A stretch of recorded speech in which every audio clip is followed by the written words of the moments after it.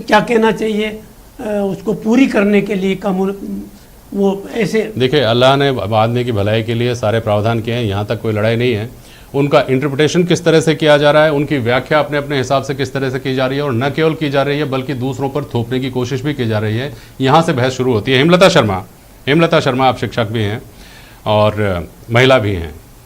ये जो नसीहत है कि महिलाओं और पुरुषों के साथ रहने से परेशानी तो बढ़ेगी बढ़ेगी, बहुत व्यावहारिक बात आरको साहब भी कर रहे हैं कि देखिए लड़की और लड़का साथ में रहेंगे, और इस तरह का चलन बढ़ गया है। कपड़ों को लेकर भी इन्होंने टिप्पणी की, बहुत ज़्यादा आज़ादी की बात भी इन्होंने कही। ऐसी स्थिति में जो सब कुछ हो रहा है वो होगा ही होगा। बचने का रास्ता यह है कि दोनों को अलग रखा जाए। क्या कहते हैं हेमलता शर्मा? देखिए, बहुत ही संकीर्ण और ओछी मानसिकता है ये मुझे लगता है तालिबानी भाषा बोलने लग गए हैं। अब मैं इनकी सच्चाई आपको बयां करना चाहूंगी कि अफगानिस्तान में क्या हो रहा है।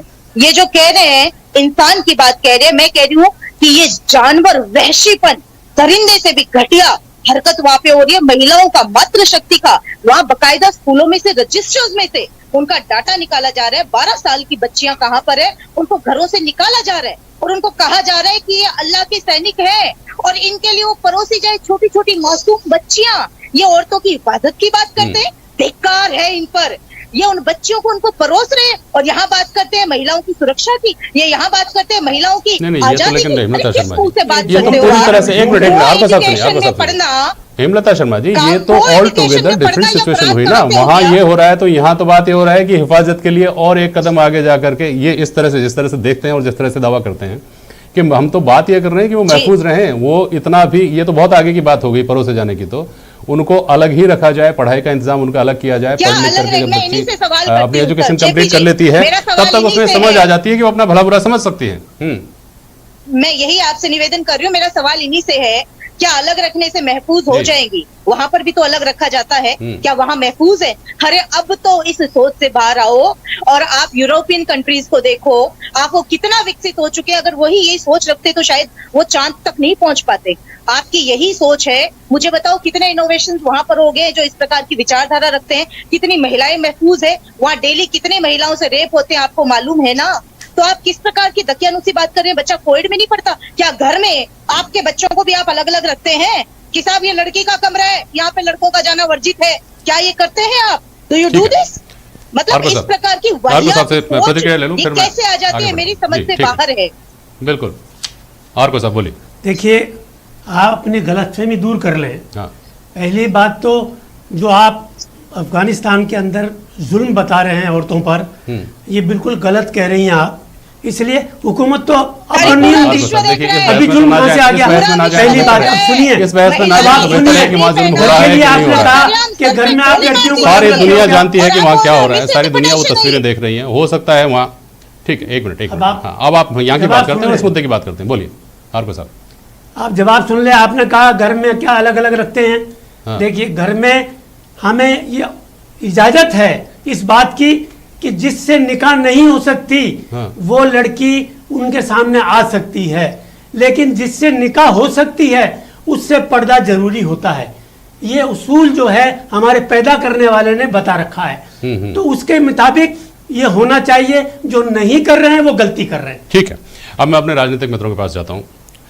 अजीज आज़ाद साहब, राज्य में आपकी सरकार, केंद्र में आपकी सरकार, हुसैन खान साहब, पैसे टके का बंदोबस्त तो है ना। कल को अगर स्कूल अलग से खोलने पड़ जाएं, कॉलेज अलग से खोलने पड़ जाएं, बस अड्डे भी अलग बनाने पड़ेंगे, ऑफिसेज भी अलग बनाने पड़ेंगे, एक जगह तो रह नहीं पाएंगे।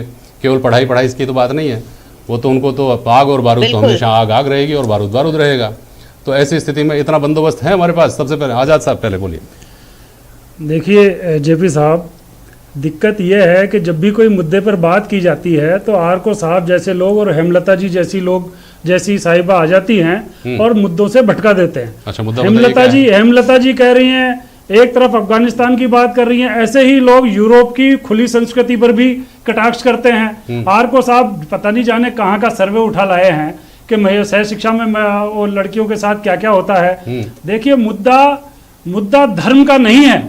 मैं आपको फिर से कह रहा हूँ, मुद्दा ये धर्म का नहीं है। क्या है? मौलाना मदनी ने जो भी बयान दिया है ये उनकी संकीर्ण सोच का परिणाम हो सकता है, उम्र के साथ उनके सठियापन का भी विचार हो सकता है, उनकी विचारधारा हो सकती है, ये व्यक्तिगत विचार है। ठीक है। हम उस विचारधारा का समर्थन नहीं करते, न इस्लाम कहता है। अगर आप धर्म की बात करें तो इस्लाम के पैगंबर ने लोगों को यह कहा कि इल्म हासिल करो चाहे चीन जाना पड़े, और चीन कोई बहुत बड़ा मरकज नहीं था शिक्षा का। हाँ। चीन एक अलूप सी जगह थी जहां पर जाना बहुत मुश्किल था, तो उन्होंने एक मिसाल के तौर पर कहा कि अगर चीन भी जाना पड़े हाँ। तो इल्म हासिल करो।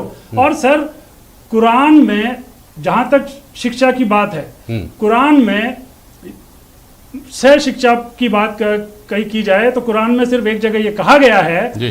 कि और सभी मुसलमान इल्म हासिल करें। सभी मतलब स्त्री और पुरुष करें, पुरुष इल्म हासिल करें और अपनी औरतों आप को एक भी तरफ बोल रहे सिखाएं। हैं धर्म की बात नहीं जब है, जब दूसरी देखिए तरफ